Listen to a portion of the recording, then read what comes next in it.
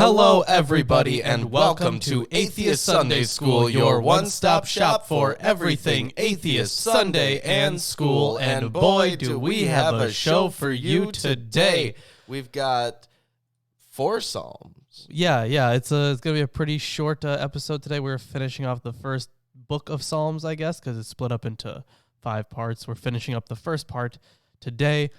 That would make it, 20% gone, although some parts are shorter. Yeah, but I think this is not one of the shortest ones. It isn't the shortest one. No, it's one of the longer ones. Yeah.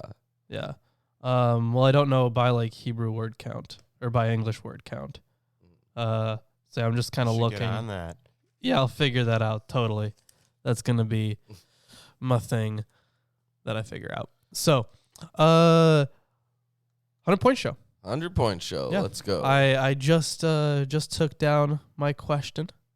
I have that ready for everybody. Who was the last pagan emperor of the Roman Empire? The last pagan emperor of the Roman Empire. Pope Francis.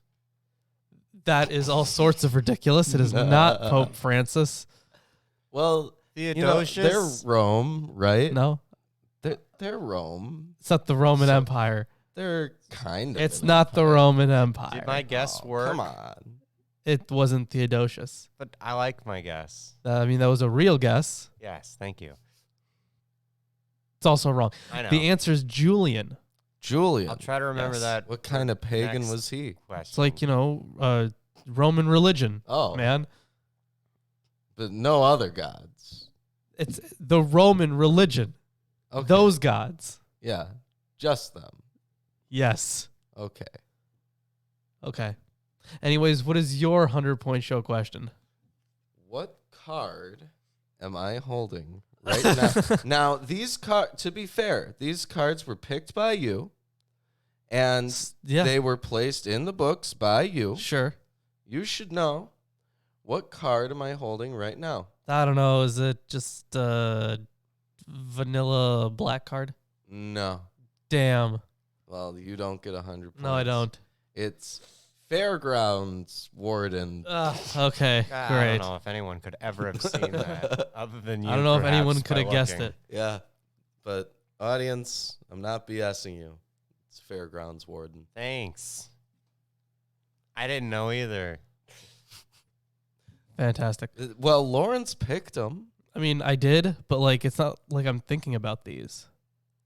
Okay. I just kind of click them. Okay. Well, announcements. Yes, announcements. Not really too much on the announcement front. It is, of course, the end of the year, and because it is the end of the year, soon the our promotion on Teespring will be ending. So until the end of the year, because you still got a couple days, until the end of the year, you can get everything on Teespring in our store for 20% off if you use the promo code BEHOLD. In all caps. Yes, there it is. Yes. 20% off everything until the end of the year. After that, it's gone. It's going to be gone. So you got 2.5 days? Yeah. Get on it. You have some time. You have a little bit of time left. Yeah. Take advantage. Yeah. Why not do it while watching the show today? Yeah, sure. Why not? Yeah. We also have the Council of Constantinople video coming out. I'm very close to being done with the research portion. There is a little bit more I have to read through. There's quite a lot, but I'm getting there. Very close. I'm going to be, making an outline within the next couple days, and then going to start writing that script. And if you want to see that script, I mean, all patrons get to see all of our scripts. How is Esoteric Nazism You're thing? always going to ask that. It's going well. Yeah, I am. It's like a meme and scary memes. Okay, that's good. That's good to hear. Yeah. Okay. Yeah, it's going well. It's going to be really long. Good. That's quality content. Yeah. I was able to get most of my sources back already. So That's good news. I didn't think That is good news. it might not be the case. That's good that you did. Yep. Well, anyways, we can hop into the reading. Let's see what translations we have. We have the best translation The best of the one, Bible, of course. worked on by millions of monks. The King James version of the Bible. I have the English Standard Version. We also have Robert Alter's translation with commentary of the Hebrew Bible. Have the Holy Scriptures according to some Jews. Yes, correct. And the New King James version of the Bible. Yes, we also have the Old Testament survey from the New Interpreter's Bible. We have Erdman's commentary on the Bible, on the Book of Psalms by Nahum Sarna, Psalms Old and New by Ben Witherington. And the Oxford Companion to the Bible. Yes, the Oxford Companion to the Bible. And the Origins of Biblical Monotheism by Mark S. Smith. What's the name of the condition that you develop when you're held hostage and you kind of develop sympathy for your captor or something? Stockholm Syndrome. Thank you very much. I just totally forgot it, but I feel like that's what you and the King James Bible have. Oh, no. Yeah. It's a meme. It is. It's got you. It's got you in its grasp. It's a meme Bible. You're being held hostage. Like, this thing has unicorns, man. I mean, It's yeah, nuts. that's true. I mean, the original word is exactly the same as the not unicorn one in here, but whatever. Yes. It's fine. It's beautiful. Yeah. Anyways, so we only have 4 chapters. Sorry, 4 psalms to do Psalms. today. It again. Yeah, It's I been a know. while. Blasphemy. We only have 4 psalms to do today. We can hop into it. We don't really have much on the commentary side either because most of these are individual laments anyways. So this isn't going to be as long as our Friday Apocryphal podcast. Our Friday Apocryphal podcast was over 2 hours. It was tremendously long, and we knew it would be. Yeah. Yes. Yeah. But I think something pretty good came out of it. Yeah. If you're not watching us on Fridays, check You it out. should be. Yeah. Anyways, let's get into it. Yeah, definitely. Psalm 38, a psalm of David, to bring to remembrance. O Lord, rebuke me not in thy wrath, neither chasten me in thy hot displeasure.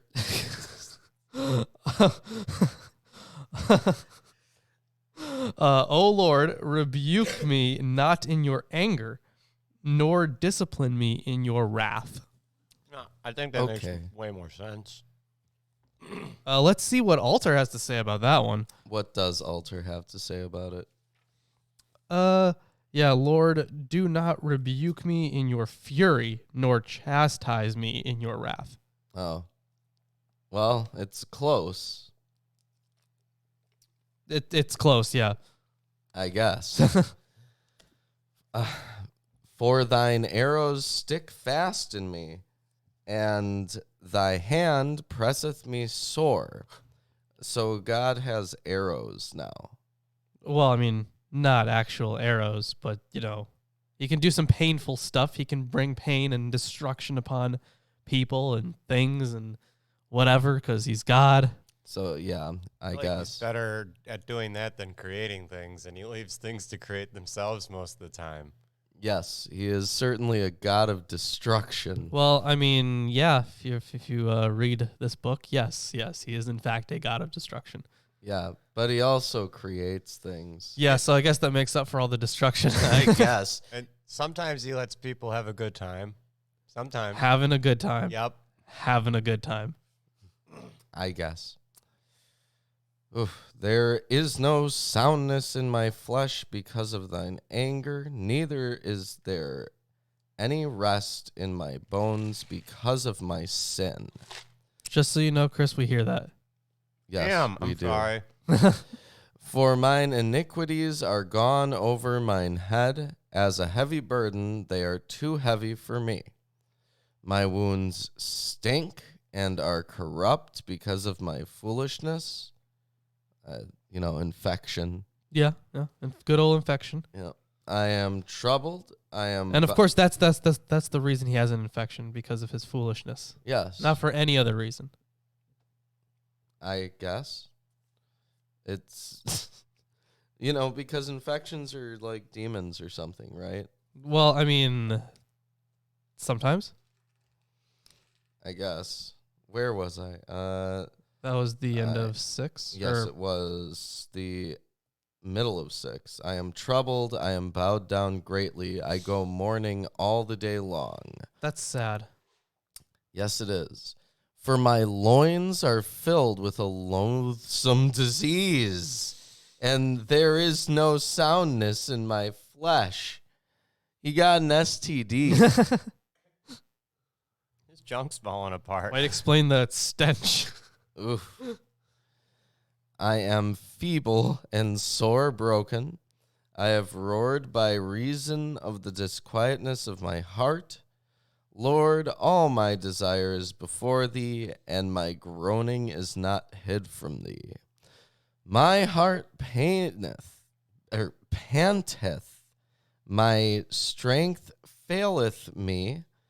As for the light of mine eyes, it also is gone from me. My lovers and my friends stand aloof from my sore, and my kinsmen stand afar off. This is like a Job situation. Kind of, yeah. Like everyone is away from me. Everyone that I care about is away from me in this time of need. Yes.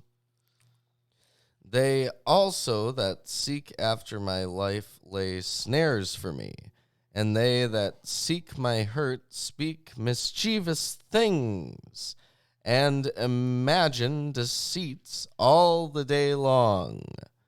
But I, as a deaf man, heard not.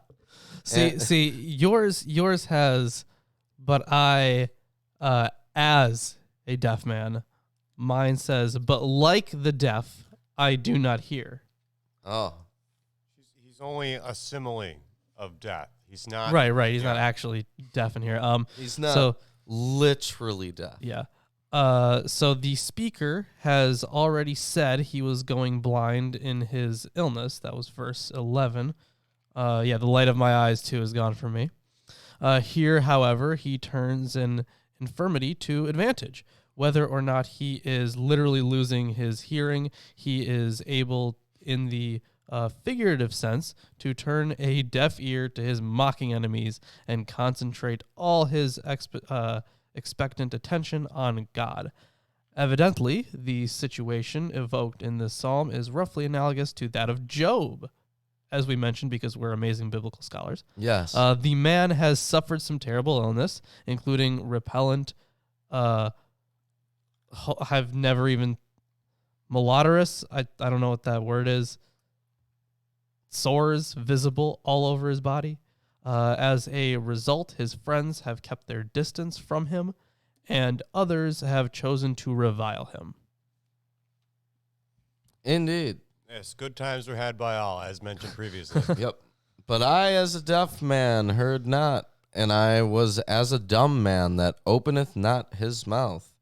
Thus I was a man that heareth not, and in whose mouth are no reproofs. For in thee, O Lord, do I hope. Thou wilt hear, O Lord my God. For I said, hear me, lest otherwise they should rejoice over me. When my foot slippeth, they magnify themselves against me. For I am ready to halt, and my sorrow is continually before me. He's having a bad time. Having a bad time. For I will declare mine iniquity, I will be sorry for my sin. But mine enemies are lively, and they are strong, and they that hate me wrongfully are multiplied. They also that render evil for good are mine adversaries, because I follow the thing that good is. Forsake me not, O Lord, O my God, be not far from me. It was really weird when my enemies grow in number. Like, how did yours say that? I think that was verse 20, right? Verse 19, they the third part of verse 19 is that they that hate me wrongfully are multiplied. Okay. Ultra has some commentary on this. The Masoretic text reads, What? Oy vey.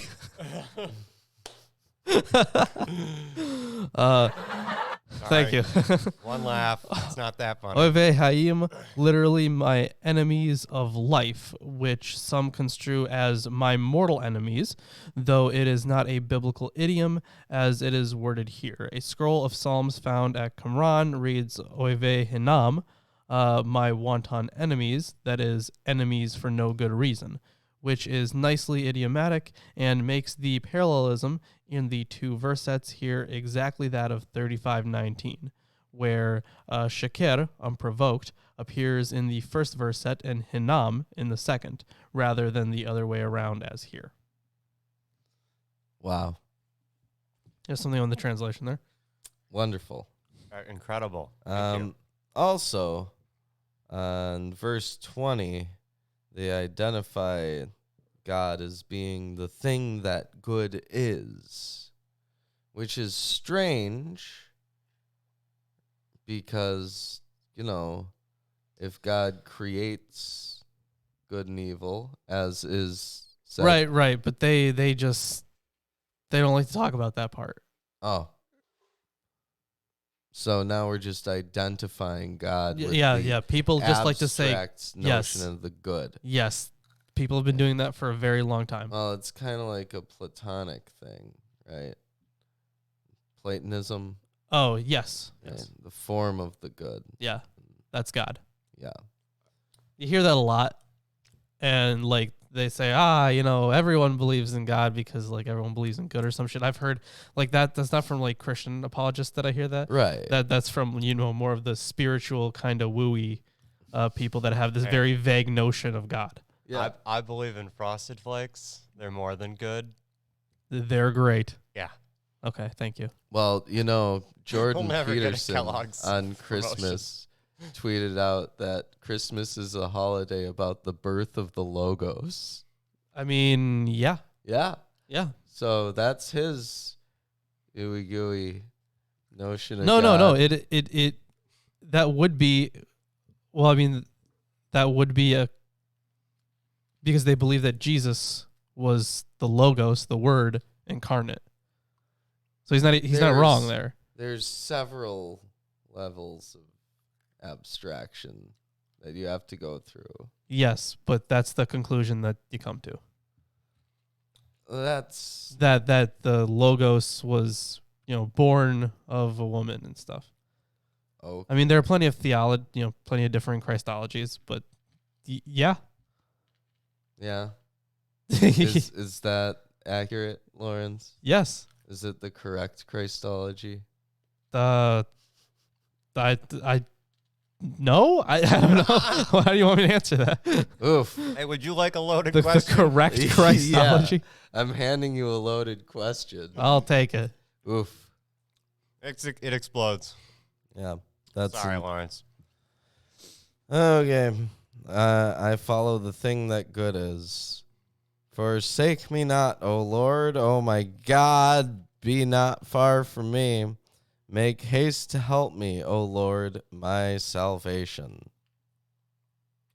That is the end of Psalm 38. Yes, it is. Not a super exciting psalm. Lots of Job imagery, right? Yeah. But other than that, kind of more of the same of what we've been running into. Yeah. Just life sucks. Can you help me out here, God? Yeah. Here's this.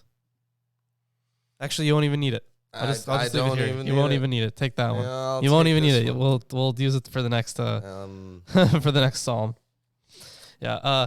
If you guys are enjoying the stream, drop a like, subscribe if you haven't, share it around. We like people in here. We like people talking. Yeah. If you're not enjoying the stream, then Drop a dislike. Drop a dislike. Yeah. Share us on forums where people will hate us. Yes, do that. That's Yeah. fantastic. We love it. We love it. Yeah. But let's hop right into Psalm 39, shall we?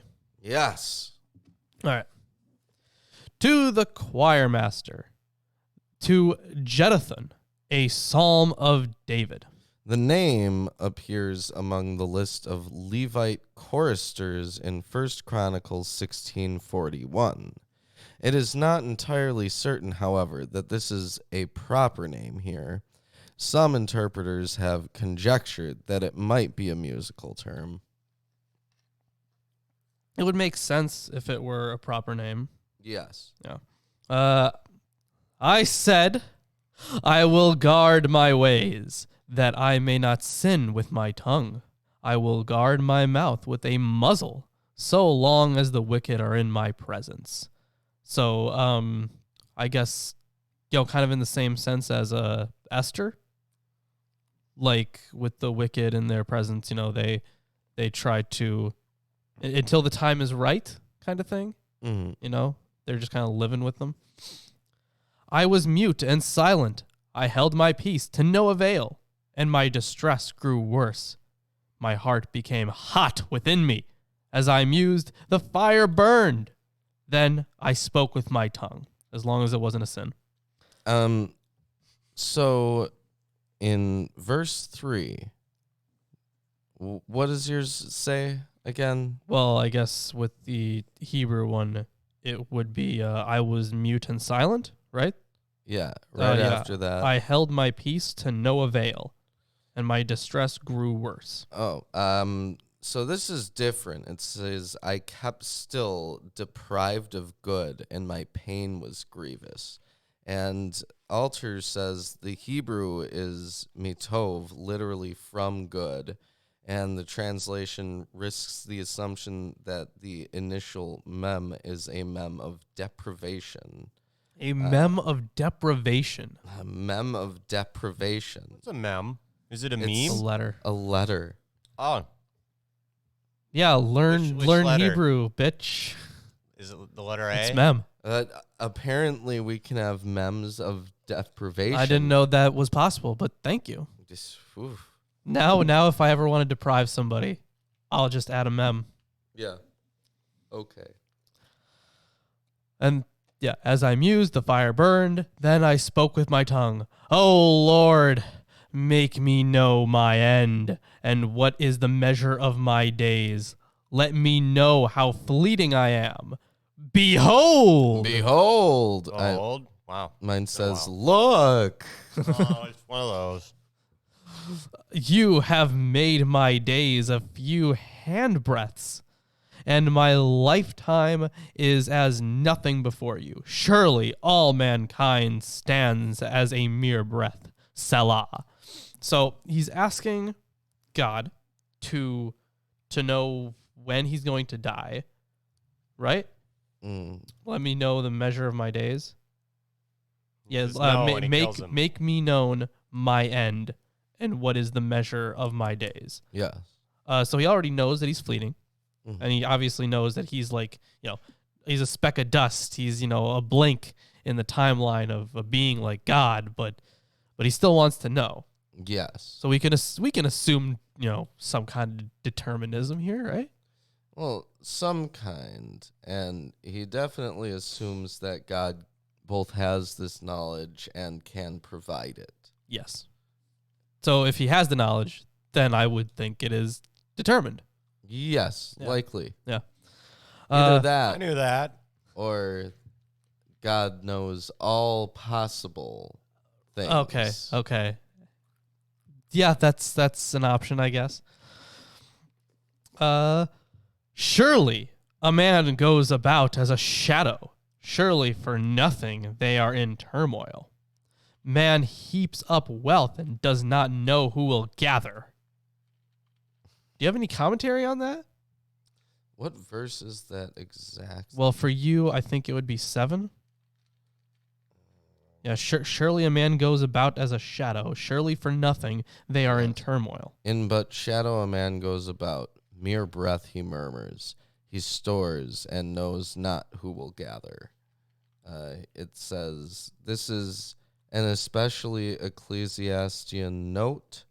the literal sense of the last word of the line of Hebrew is gather them evidently referring to the things a man stores. Oh, okay. So hold on. So when it's saying man heaps up wealth and does not know who will gather, they're referencing God there as the one who will gather? So they don't know God? I suppose it doesn't say that outright. Right. I don't know. Anyways, and now, O Lord, for what do I wait? My hope is in you. Deliver me from all my transgressions. Do not make me the scorn of the fool. I am mute. I do not open my mouth.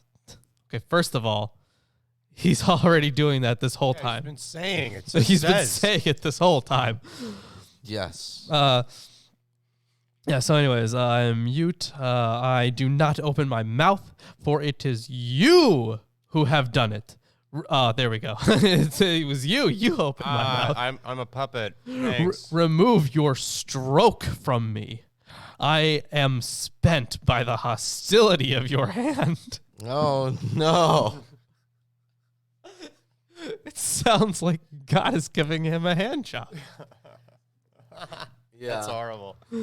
It does. When you discipline a man with rebukes for sin, you consume like a moth what is dear to him. Surely all mankind is a mere breath.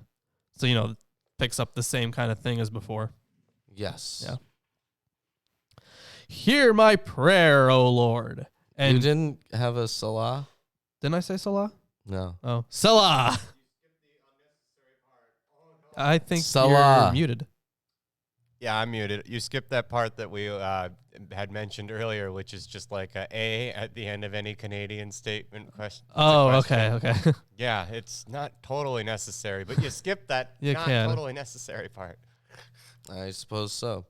Hear my prayer, O Lord, and give ear to my cry. Hold not your peace at my tears, for I am a sojourner with you, a guest like all my fathers. Look away from me, that I may smile again before I depart and am no more. I don't know if you have commentary on that. That was kind of a weird one.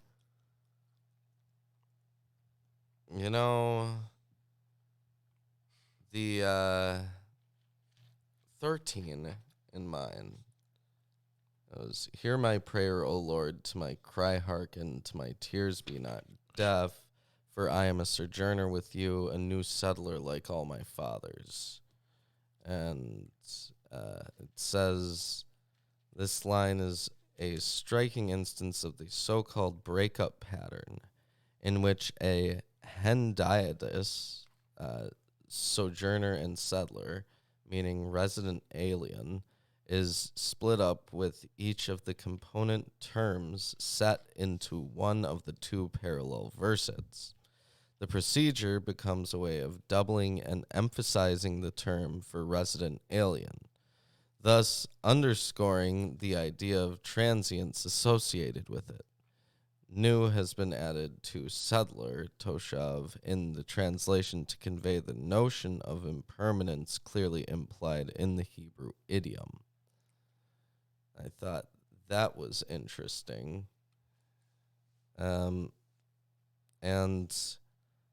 in verse 14, he says, look away from me that I may catch my breath before I depart and am not. Before I catch my breath. Yeah, I have look away from me that I may smile again. Oh, look away from me that I may catch my breath before I depart and am not. And he says here the entire line sounds distinctly Jobian. One wonders whether the Job poet, who in all probability wrote a moment after the composition of this psalm, may have quoted our text. See Job 10:20 through 21. I'll pull that up. Yes. Alter says, let me be turn away that I may have some gladness. before I go, never more to return to the land of dark and death's shadow. I mean, it's kind of similar. Yeah, are not my days few, then cease and leave me alone, that I may find a little cheer before I go, and I shall not return to the land of darkness and deep shadows. Yes. So yeah, that's a similar, very similar idea. Of course, written, slightly differently, but pretty much the same concept. Oh, and also noteworthy, for the last line, the last word is we'ayneni, which apparently is the Hebrew word for extinction, which apparently adds emphasis to the poem. On the death, I guess. Yeah. Make it really clear that you're just gone. Great. Yeah. Anyways, that was the end of Psalm 39. I know we're kind of, getting right through this, but these are pretty short, of course, and there isn't much commentary. These are, for the most part, individual laments. There will be a little bit on Psalm 40, but, I hear something. Yeah, I hear something too. It's strange. It wasn't from the last time. I was hearing something else on Friday, but I'm hearing something. This is totally different. Yeah. Behold, I am your Lord and Savior, Jesus Christ, and I want to let all you heathens and sinners know that I support this wonderful episode of Atheist Sunday School. Lawrence and Reuben try their very best to bring you the true glory of the Bible, and they need your help. They have provided links to their Patreon page and other social media just for you. Once again, my name is Jesus Christ, and this is Milwaukee Atheists. The Lord is with them. God bless. Wow. Holy cannoli, Lawrence. Jesus Christ. Wow. Thank you. Jesus Amazing. Christ made an appearance on AEW Dark. Yeah, he came out. He was in the crowd. And then Joey Janela was like, "Hey, Jesus, come out here to the ringside." So Jesus goes up there to ringside, and Joey's like, "Hey, do you forgive me? Am I forgiven? Please forgive me." And Jesus is like, "Yes, you're forgiven." He's like, "I am forgiven." It was a nice little moment. Wow. Yeah, Joey Janela's forgiven. He's crazy. So Amazing. he's fun. He does some really insane shit. So yeah, he's forgiven. Good for him. Well, let's get into Psalm Yes. 40. Yes. So before we get into Psalm 40, I do have some commentary here. All right. The question of unity is the most important problem in respect to the interpretation of Psalm 40.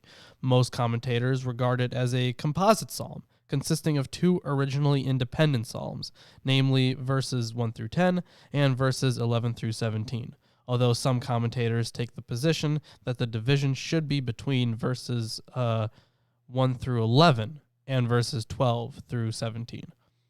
One of the arguments of those who say that Psalm 40 is a composite psalm is that the thanksgiving and lament occur in reverse order. They argue that there is tension between the first part, the thanksgiving for deliverance, verses 1 through 10, and the lament, verses 11 through 17, in which the suppliant praise for deliverance. Another argument in favor of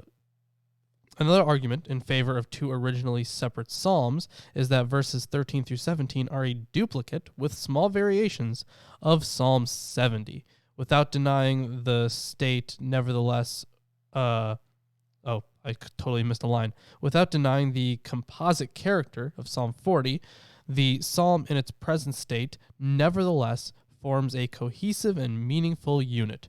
Moreover, it is almost impossible to reconstruct the redactional process by means of which the psalm came into being, or the original cultic situation of the psalm.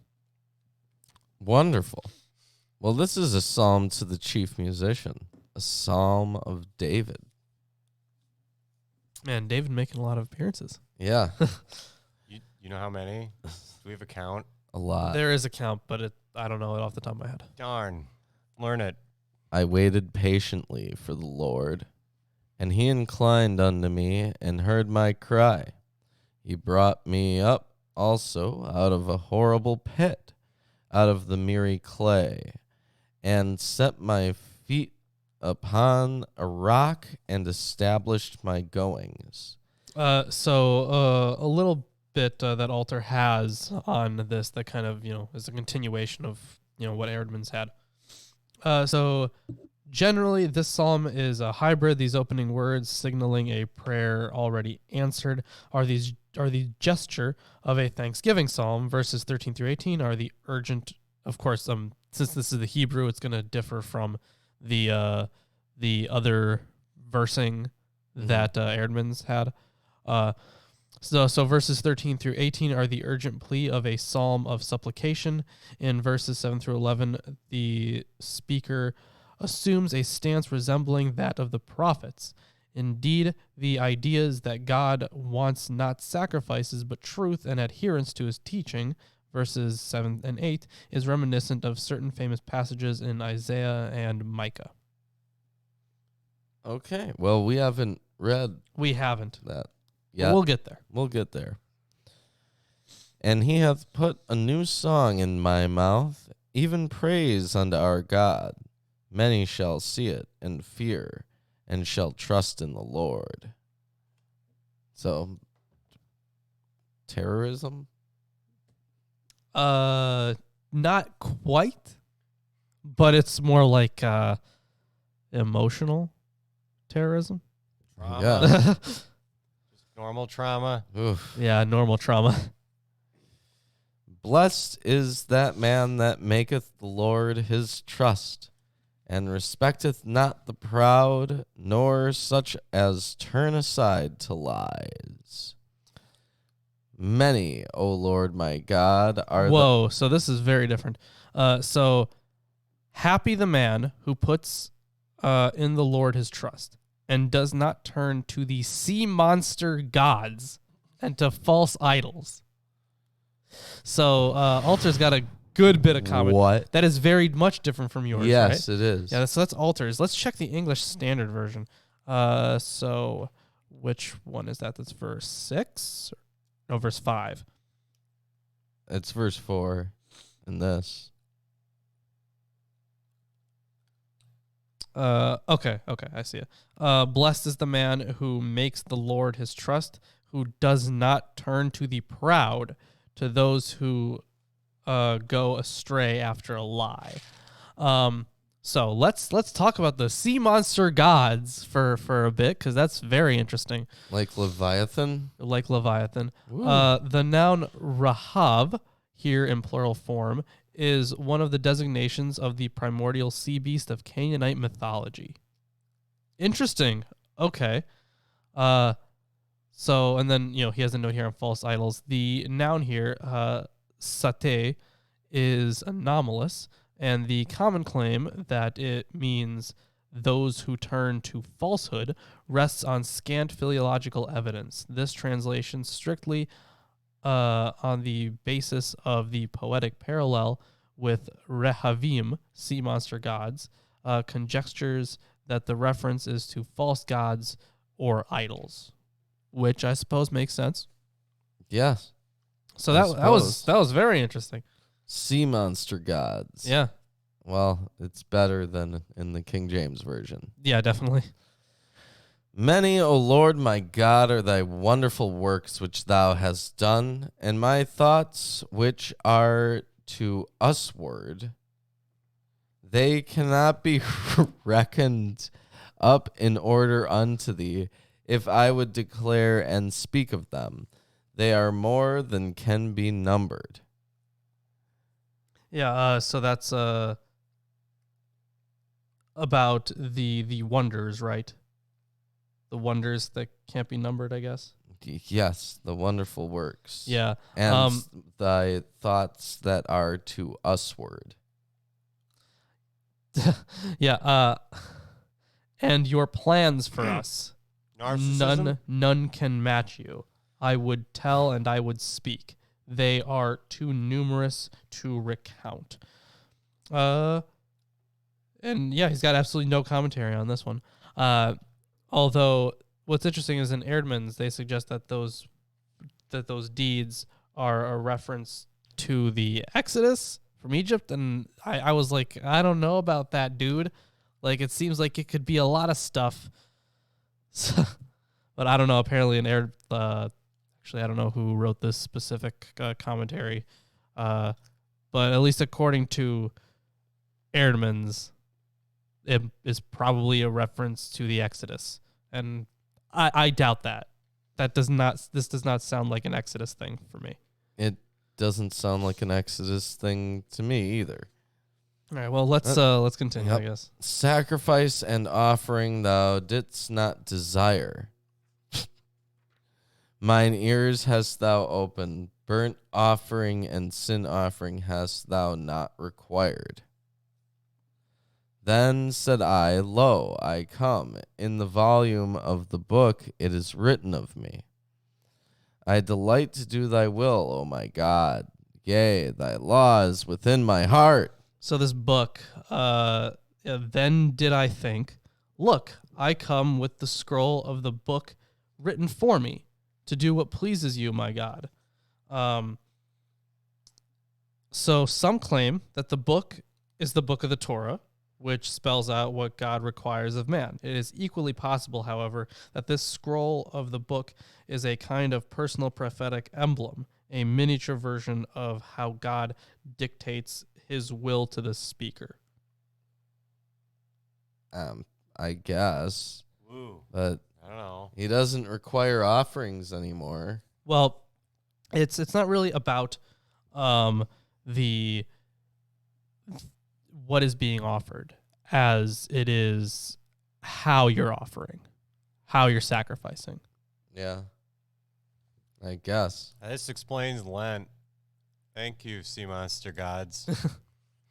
Anyways, let's continue. I have preached righteousness in the great congregation. Lo, I have not refrained my lips, O Lord, thou knowest. I have not hid thy righteousness within my heart. I have declared thy faithfulness and thy salvation. I have not concealed thy loving kindness and thy truth from the great congregation. Withhold not thou thy tender mercies from me, O Lord. Let thy loving kindness and thy truth continually preserve me. For innumerable evils have compassed me about. Mine iniquities have taken hold upon me, so that I am not able to look up. They are more than the hairs of mine head. Wow. Therefore That's my evil. heart faileth me. Unless he's bald, in which case it is not evil. Yeah, I guess. Pretty good then. Be pleased, O Lord, to deliver me. O Lord, make haste to help me. Let them be ashamed and confounded together that seek after my soul to destroy it. Let them be driven backward and put to shame that wish me evil. Let them be desolate for reward of their shame that they say unto me, Aha! Aha! It's not the thing you want to hear, but it's a Hurrah, hurrah. Hurrah, hurrah. Also valid. Very good. Let all those that seek thee rejoice and be glad in thee. Let such as love in thy salvation say continually, The Lord be magnified. But I am poor and needy, yet the Lord thinketh upon me. Thou art my help and my deliverer. Make no tarrying, O my God. So this one of those last ones, for verse 18 here. May the master account it for me, is my translation. The root hashav means to plan or to devise, as in verse 6, or to account, to take into consideration. Those who opt for the first meaning here are obliged to imagine a merely implied object of the verb, such as deliverance or rescue.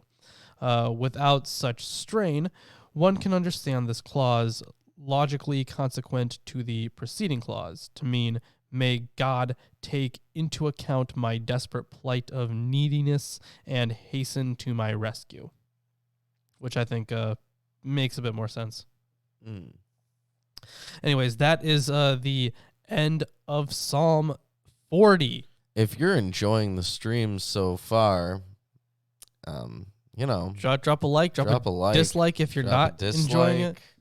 Share it with your friends, family, neighbors, countrymen. If you're in a public restroom, don't say anything. Be like, respectful to your fellow patrons. No. Slip your phone with Atheist Sunday School under the stall and say, Yes. hey, man, take a look at this. Sure. This is a great show. You should watch it while you're taking a shit. Yep. That's exactly what you should say. That's exactly the name of the show, I guess. Whatever. Yeah, do that. Atheist Sunday School is great, guys. You can watch it while you go to the bathroom. That's all it takes to be a great show. Yeah. I guess. We're fantastic. It's too crude for my humor. Come on. I don't think it is. No, I don't think so either. All right, let's hop into Psalm 41. Wow. The final psalm for the day and the final psalm for the first book of Psalms. Once we read all 5 books of Psalms, we're going to have to do a book review of Psalms. Oh, I mean, how do you really expect us to do a book review of Psalms? Thoroughly. Like, what can we even say about them? Everything. It's going to be really short. Just restate it all. It could be a 6-hour-long poetry marathon. That's what this show is. Yeah, but it could be even longer. I don't think I want that. I don't think you want that. I I don't don't. think anybody wants that. Nope. All right, well, anyways. Let's hop right into the final psalm, Psalm 41. Yep. To the choir master, a psalm of David. Blessed is the one who considers the poor. We should like take that verse and like put it like just hanging around like GOP conferences.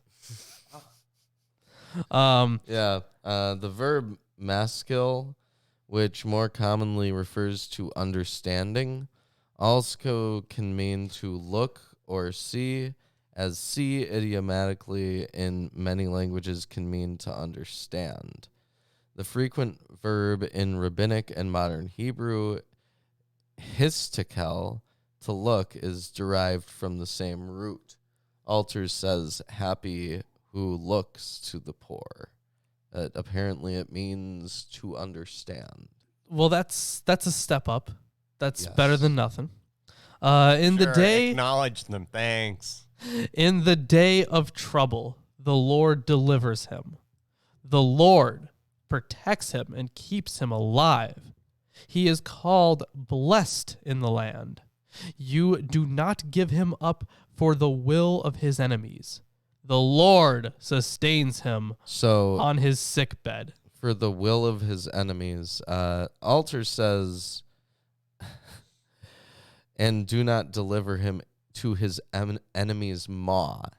He says, more literally, I like it. the Hebrew nefesh refers to the gullet. In any case, the image is of being swallowed up by the enemy. Yes. The Lord sustains him on his sickbed. In his illness, you restore him to full health. But there's also a note here. The Hebrew apparently instead of, in his illness, you restore him to full health. In his illness, you turn all his bed. It says, But that makes little sense. you transformed his whole bed of illness. Alter says, this switch from verbs. maybe it means like nice in death, like a peaceful death. Well, he has No. commentary here. Let's It find out. says the switch from verbs in the juice of may the Lord sustain him to a perfect tense marks the transition from the generality of the prayer for the wretched to the actual subject of the psalm, thanksgiving for recovery from a grave illness. It must be said that the Hebrew here sounds awkward. Literally, all his bed you turned over in his illness. Yeah, that does kind of sound awkward. Yes. As for me, I said, "O Lord, be gracious to me, heal me, for I have sinned against you. My enemies say of me in malice, when will he die and his name perish?" Well, I mean, yeah, they're your enemies. Do your enemies say that about you, Lawrence? I'm sure they do. When will he die and his name perish? Actually, you know what? No, I don't think any enemy has ever said that about me, ever. In fact, I think that would be pretty cool, wouldn't you? If an enemy said that about you? Lawrence, Yeah, it would. when will your name end? No, you didn't say it right. Oh no, I flubbed it up. Oh, my God. You fell for one of the classic blunders. I did that for fun. That was great. Yes. And when one comes to see me, he utters empty words, sweet nothings, Yep. while his heart gathers iniquity. When he goes out, he tells it abroad. All who hate me whisper together about me. They imagine the worst for me. So, spreading rumors and shit. Mm-hmm. They say, "A deadly thing is poured out on him. He will not rise again from where he lies." So the verb used there, yours says poured. Yeah, poured out. Alter says some nasty thing is lodged in him. He says Those are very different things. The literal sense of the Hebrew is poured, a term typically used for the pouring of molten metal into a mold. Is it never used for pouring anything else? Apparently, that is the verb that's most often used for that. I mean, fair enough, but all right then. Seems like a little bit of a stretch. Anyways. Yeah, a deadly thing is poured out on him. He will not rise again from where he lies. Even my close friend, in whom I trusted, who ate my bread, has lifted his heel against me. But you, O Lord, be gracious to me, and raise me up, that I may repay them. By this I know that you delight in me. My enemy will not shout in triumph over me. But you have upheld me because of my integrity, and set me in your presence forever. Blessed be the Lord, the God of Israel, for everlasting to everlasting. Amen and amen. For the ending there, this verse is not an integral part of the psalm, but an editorial flourish to mark the end of the first of the 5 books on the model of the Torah. Yeah. In fact, each one has that. Yes, into which the redactors retroactively divided the book of Psalms. Yeah. And with that being said, we have finished the first book of Psalms. The first book of Psalms. So yeah, we had a very short show today. There wasn't really that much to cover. 50 minutes or so. It's So what did Still you kind of short. think of the first book of Psalms? There's some all right imagery. Yes. It has some nifty laments, some Sons of God. Yeah. There's definitely some interesting theological stuff in here. But all in all, it's, fairly boring stuff. It's the Psalms. There's a reason we have Friday Apocryphal podcast. Yes. It's because it's the Psalms. And people don't like the Psalms. I mean, it's not A that I lot of hate people them. like the Psalms. They're Well, weird. Just weird. I don't think our viewers like the Psalms. Viewers, Do you like the Psalms? Did you like the Psalms? What did you think of the first viewers, 41 Psalms? Tell us what you thought about the first book of Psalms. We want to know. We want to know everything. Did it suck? Do Was you it like awesome? Psalms? let us know. Or what is the meme? Did you form it into that? The whole Hollywood stars. Hollywood stars. What do celebrities. they know? Things. What do they know? What do they know? Do Do they know things? Let's find out. So, do you like Psalms? I can't do it. Let's find out. Let's find out. That's it. That's all you can get out of That's it. all we can get. Do you like Psalms? Are there psalms? All their Psalms. Let's find out. All right. Very good. All right. Anyways, thank you everybody for joining us. So let's do a couple shilling things. We got Patreon. We got Patreon. We got Amazon wish list. Amazon wish list. We got We had a 666 Behold donation one. drive. Yeah, one behold. 666 donation drive. We got our Facebook and our Twitter. Yep. All links for that are in the description. Our And we've Teespring as got well. we're on Promo BitChute. code behold also on BitChute. That is also in the description. Yep. I mean, that's all. Feel like that's everything? What do you want? Behold until the end of the month. Yeah, promo code. Anyways, Yep. behold everybody, and We will see you on Friday. Or Yeah, just that see you too. on Sunday, whatever this Both. thing says. Both. Sunday. Goodbye. We'll see you soon. Bye.